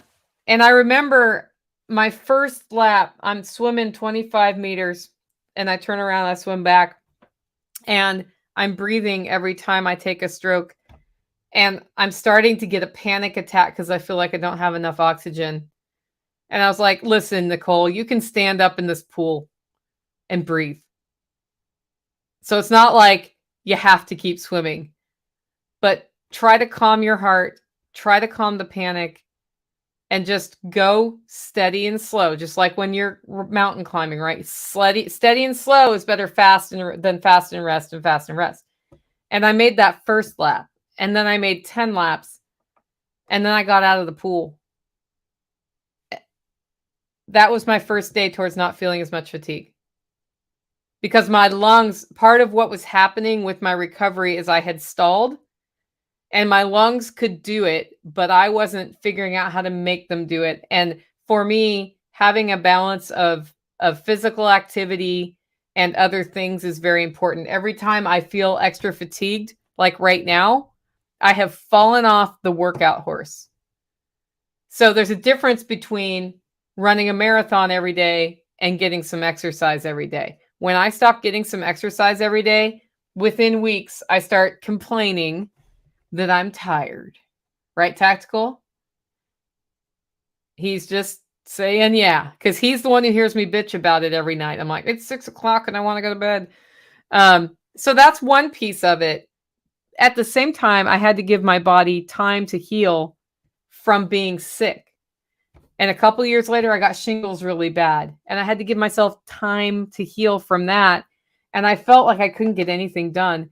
And a functional medical specialist reached out to me who listens to my podcast and said, I heard you describe how you're feeling. I think you might benefit from working with me. And what he did was evaluate my physical situation. Okay. So this is the second thing about dealing with fatigue. You might actually have something wrong with you. I did. I have some autoimmune stuff, and my vitamins were way out of whack. And I wasn't, like, in my own life, wasn't doing enough of I wasn't giving myself the opportunity to sleep. So I get up pretty early. And if I want to go to bed early, I let myself. I try to keep getting up early and not have that sleep in the morning, because the morning is my most productive time. However, what I do right before I go to sleep directly impacts if I sleep. So if I watch a horror movie, sorry, Tracy, I'm going to not sleep well. If I watch an action movie, I'm not going to sleep well. If I have a cup of tea and read a book, I'm going to sleep well. If I actually put my butt in my bed instead of on the couch reading the book, I'm going to sleep well. If I sleep on the couch, I'm going to wake up on the couch with my neck like this, and it's going to hurt, and then I'm not going to sleep as well. And so he worked with me on multiple levels. One, lifestyle things, time of day eating, time of day exercising, balancing my blood work, and addressing an autoimmune system issue with some stuff. And all of that made a huge difference for me. I have a lot more energy. I still get tired. Like right now, I'm fatigued. You want to know why? Because Self-Reliance Festival Food Forest Workshop, launching Holiday Coffee, getting ready for the Pantry Work webinar, and Jack Spirko's workshop. That's why. I was supposed to give a presentation at a food church workshop that got delayed. I was actually semi-thankful for that because I was feeling pretty tired. Okay. Overcommitting makes you fatigued too. So the third thing I would say is look at all of your commitments and ask yourself how many of them are necessary, how many of them are important, and can you pull back on some stuff and put more energy into the things that are most important? Because the other thing that adds fatigue in that situation isn't just that you're overwhelmed. It's that you know you need to do this thing better and you just can't because all your time is committed. And if you could just get this one thing done, like my taxes last year, if you can just get that done, you feel lighter. Okay. Anybody else have anything on fatigue? That was a long one. I'll throw two things in real quick, kind of tapping off of what you were just saying. It is always easier to conserve energy than to get more. So whenever people are amazed at all the animal stuff that we do here, but every time that we're adding animals, I am looking at how can I interact with these animals the least. So instead of using the little 1 quart water things you buy at Tractor Supply for rabbits, I built a water system that holds 5 gallons. Now my choice to interact with the rabbits is optional because I want to, it's not necessary. So that's one aspect of it. And then something else that I had to kind of deal with this year was the mental fatigue. Uh-huh. And I also, like, I talk openly about PTSD and all that kind of thing. And I hit a point after pushing extremely hard for about 4 months with this sheep. And it was right before Self-Reliance, and I was ready to shoot all of them. Yeah. And I was, You've threatened to shoot all of them more than once in the last 6 months. yeah. And I was on the side of the hill over where we've got the boys right now, and something just told me to look up. And so I did. Because I was sitting there, I was cussing the fence, and I was cussing one of the dogs, and I stopped, and I was probably, I don't know, 350 feet in elevation from the road. And I look up just to see this gorgeous pasture that the sheep had just been through. And so I went and I got on my four-wheeler and I went the other 50, 75 feet up to the top. And I just sat on my four-wheeler and I looked at everything. And I looked at the progress that had been made. And so when I start to get into that mental cycle now, I just try to remind myself, look up. I just had a conversation with Nicole about it the other day about how difficult things are right now. But it's like, when was the last time we were in the pump house because we had to be? Because we got her water system fixed the way that it should be fixed. So as you're going through stuff, it seems like you're always dealing with the next problem. And it's always one thing after the other. But when you actually take the time to sit down and look, it's like, wow, this place is awesome compared to what it used to be. So addressing the physical and the mental side of it. You got anything for us, Steve, on this one? Not really. I mean, yeah, great points there, Tactical. I think, issue with me personally, I definitely feel more fatigued after, drinking the night before, that sort of thing. So it's just making very good points, or very good choices as far as what you're putting in your body can definitely, impact how fatigued you feel that following day. Yeah, that's true too. I just went through the food forest workshop, and typically I would have some cocktails at something like that. And I did. I had 1 or 2 drinks every day. There was a time in my life where I would have had 4 to 6 drinks and been pretty tipsy. And I may have seemed tipsy, but I was just having fun. But the one thing I didn't have after that workshop was fatigue related to being hungover. And I measured them. I measured like 1.5 ounce pours. So that's part of why I had the jigger out for the thing. I was like, I'm going to measure this. And I know that if I drink too much, I'll be miserable. So I'm not doing that to myself when I only have a week between this and Jack's. That's a great point on the substance. Or too much sugar will get you. So the other thing is we get tired and we start eating crap. And then that makes us feel worse, right? It is what it is. Okay. Next one comes from online. A. Ray Pierce says, did Tactical get his four-wheeler fixed? Tactical, this is all you. It's getting there. I have not had time to fool with it a whole lot. I had to order some other parts. I've got to take part of the front end back apart because I put it back together with some parts that aren't really that great, just so I can get it moved. So it'll probably take me an hour to swap that stuff out, double check to make sure I torqued everything. And then I had an epiphany because the other four-wheeler I've got, the splines between the hub and the axle stripped. He said splines. So, Go ahead. That's because that's what they're called. I don't know what kind of spline. Logical people are really hard to tease.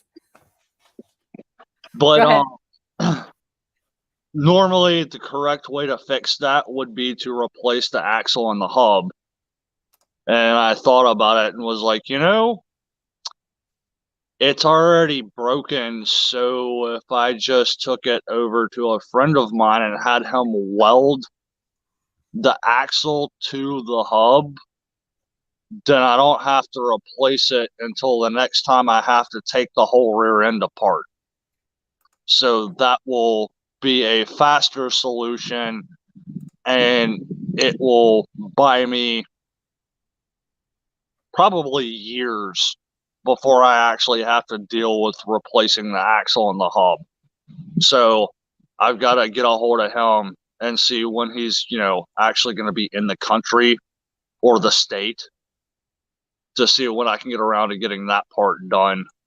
And then as soon as that one's done, the four-wheeler that I'm sitting on right now is probably getting stripped down to the frame and completely rebuilt. But not under Taj Mahaler. We'll see. No. We had to talk. If you need a temporary shelter, fine, but I want my Taj Mahaler.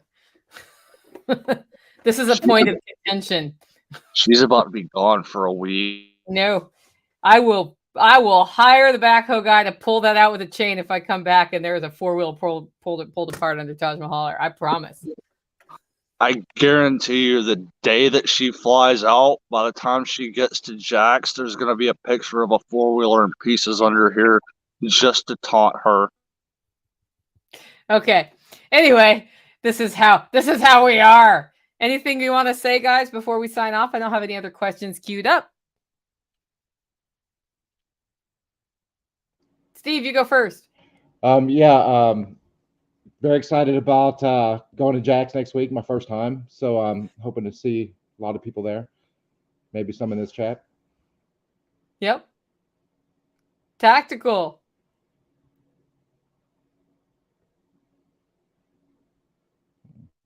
He's being clumsy with unmuting. I bookmarked something. I don't know what I just bookmarked. Probably this thing. But anyway, getting off of here, shut the sprinkler off and going playing with saws. All right. Chainsaws? Possibly. All right, guys. Thanks for joining in. Next week, there will not be a Homestead update because I'll be at Jack Spirko's. As I said, we'll be back the following Monday with a regularly scheduled show. But don't forget to tune in Monday for the lost episode. See you soon.